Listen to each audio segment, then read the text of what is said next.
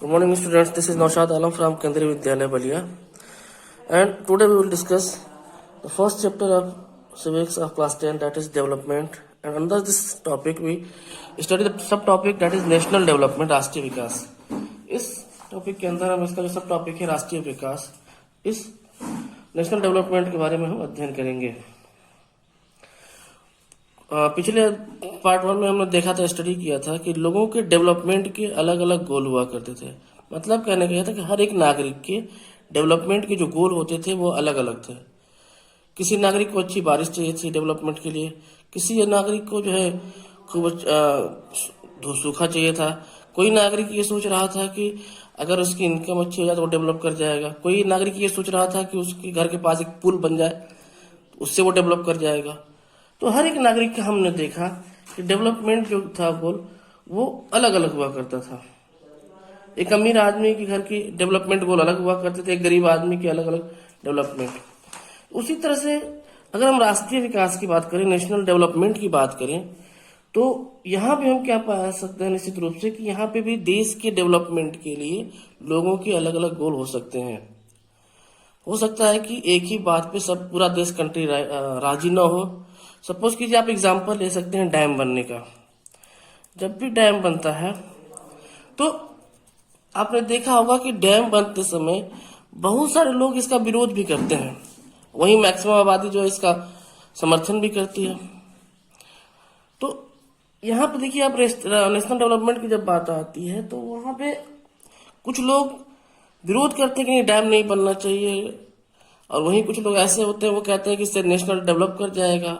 बहुत सारी सरकार की परियोजनाएं होती हैं जिन क्षेत्रों में जाती हैं वहां पे लोग इसके समर्थन में भी होते हैं और उसको अपोज भी करते हैं. तो यहाँ हम देख रहे हैं कि लोगों के लिए अलग अलग डेवलपमेंट गोल हो सकता है. अब वहां पे जब हम नेशनल डेवलपमेंट की जब बात आती है तो वहां पे गवर्नमेंट क्या देखती है कि मैक्सिमम क्या है, जिस परियोजना को, जिस प्रोजेक्ट को वो पूरा करने जा रही है उससे कितने लोगों को फायदा हो रहा है और कितने लोगों को नुकसान हो रहा है. अगर मैक्सिमम आबादी को, ज्यादा से ज्यादा लोगों को जो फायदा पहुंचने वाला है, तो उस कंडीशन में निश्चित रूप से सरकार उस परियोजना की तरफ जाएगी जिससे कि मैक्सिमम लोगों को, ज्यादा से ज्यादा लोगों को जो है फायदा पहुंचे, भले कुछ कम लोगों को हानि हो सकता है उससे. इसी तरह से देखिए आप कि दुनिया में, वर्ल्ड में बहुत सारे देश हैं, कंट्रीज हैं, उनमें हम कंपेयर कैसे करें कि कौन सा देश या कौन सा राज्य जो है विकसित राज्य है, कौन सा जो है विकासशील है, या कौन सा ऐसा देश है जो जो कि अभी विकसित नहीं हुआ है, अविकसित देश है. निश्चित रूप से इस तरह के क्राइटेरिया में डिवाइड करना किसी भी कंट्री को एक मुश्किल काम है, आसान काम नहीं है. और सामान्यतः हम व्यक्तियों की एक या दो मोटिवेशन लेकर उनके आधार पर तुलना करते हैं. जैसे हम इंसान की तुलना करना होता है तो हम कंपेयर कैसे करते हैं, उसकी हम इनकम देखते हैं. अधिकतर हम किसी व्यक्ति के विकास की बात करें, अगर हम देखें 2-3 व्यक्तियों में कंपेयर करना हो तो हम उसकी इनकम देखते हैं, उसके घर को देखते हैं, उसकी विशिष्टताएं चेक करते हैं. या फिर सपोज कीजिए अगर हम 2 स्टूडेंट्स में अगर देखना चाहते हो कौन स्टूडेंट्स ज्यादा डेवलप्ड है, विकसित है, तो वहां पे हम क्या करते हैं, उसकी मित्रतापूर्ण व्यवहार देखते हैं, सहयोग की भावना देखते हैं, उसकी रचनात्मकता और उसके द्वारा प्राप्त अंक, इन सबको कंपेयर करके हम जो है कंपेयर करते हैं कि कौन सा लड़का जो है ज्यादा अच्छा है, कौन सा जो है अभी पीछे चल रहा है. यही बात विकास पर भी लागू होती है. देशों की तुलना करने के लिए उनकी आय सबसे महत्वपूर्ण विशिष्ट समझी जाती है कि जिन देशों की आय अधिक है उन्हें कम आय वाले देशों से अधिक विकसित समझा जाता है. ऐसा क्यों है? क्योंकि यह समझा जाता है कि अधिक आय का अर्थ है कि मानवीय आवश्यकताओं की सभी वस्तुओं का अधिक होना. अर्थात कहने का मतलब है कि जिसके पास ज्यादा से ज्यादा इनकम होगी वो अपनी जरूरत की हर एक वस्तु को खरीद सकता है, अपनी जरूरत को पूरी कर सकता है. तो हम वहां पे क्या देखते हैं, इनकम. ऐसे ही जब हम राष्ट्र की बात करते हैं, नेशन की बात करते हैं, नेशनल इनकम की बात करते हैं, तो यहाँ पे हम क्या देखते हैं, नेशनल जब राष्ट्र को कंपेयर करते हैं, कई देश को कंपेयर करते हैं, तो वहां पे हम per capita income per capita income को लेते हैं। पर कैपिटा इनकम का मतलब हुआ कि टोटल इनकम जो है देश के नागरिकों का टोटल इनकम, उसको हम ऐड कर देते हैं और then divided by the total population. Total population से हम उसको डिवाइड कर देते हैं। इस तरह से हम निकालते हैं कि एक व्यक्ति की आय कितनी है, और उस आय के बेस पे जो है ये डिफाइन किया जाता है कि कौन सा कंट्री विकसित है, कौन सा कंट्री अभी पीछे चल रहा है। ये जो क्राइटेरिया है ये वर्ल्ड बैंक, विश्व बैंक के द्वारा जो है यूज किया जाता है। अगर हम एज पर एज 2019 देखें तो जिस देश का इनकम जो है वो यूएस डॉलर 12,376, इससे ऊपर अगर जाता है तो वो देश जो है विकसित देश में आता है, डेवलप्ड कंट्री में आता है।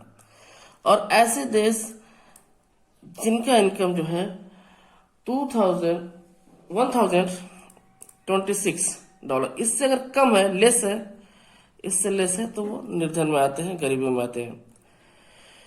ठीक है, ये क्राइटेरिया जो यूज किया जाता है ये वर्ल्ड बैंक के द्वारा यूज किया जाता है। आप याद कर लेंगे क्योंकि ये क्वेश्चन बहुत इंपॉर्टेंट एग्जाम में पूछता है अक्सर कि which criteria used by the World Bank to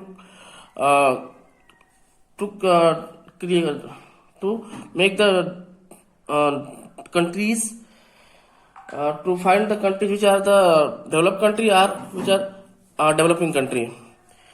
So you have to write per capita income, प्रति व्यक्ति आय क्राइटेरिया जो है that is used by the world bank, विश्व बैंक के द्वारा यूज किया जाता है ये निर्धारित करने के लिए कि कौन सा राष्ट्र विकसित देश में आता है और कौन सा राष्ट्र जो है अविकसित है या विकासशील देश है। अगर हम भारत का देखें, इंडिया का, तो इंडिया का जो पर कैपिटा इनकम है इस समय का लगभग वो है यूएस डॉलर 2143 के आसपास। इस प्रकार हम कह सकते हैं कि हमारा जो पर कैपिटा इनकम दोनों के बीच में आता है। मतलब हम क्या है, हमारी जो कंट्री है वो एक डेवलपिंग कंट्री है। ठीक है, तो क्या अब प्रश्न यहाँ पे ये उठता है कि क्या केवल पर कैपिटा इनकम के बेस पर हम ये कह सकते हैं कि ये देश विकसित देश है या अविकसित देश है या विकासशील देश है? क्या पर कैपिटा इनकम जो है सही बिल्कुल जो है तुलना करने के लिए उपयोगी है या बहुत सारी चीजें छिपा लेता है? अब यहाँ आप कंपेयर करेंगे, सपोज कीजिए ए बी सी 3 लोग हैं, एक की इनकम 10,000 है, दूसरे की इनकम 500 है और तीसरे की इनकम जो है 12,000 है। अब अगर हम यहाँ पर कैपिटा इनकम निकालें तो तीनों को ऐड करके डिवाइडेड बाई 3, लगभग ये आ जाएगा आपका 22500 डिवाइडेड बाई 3,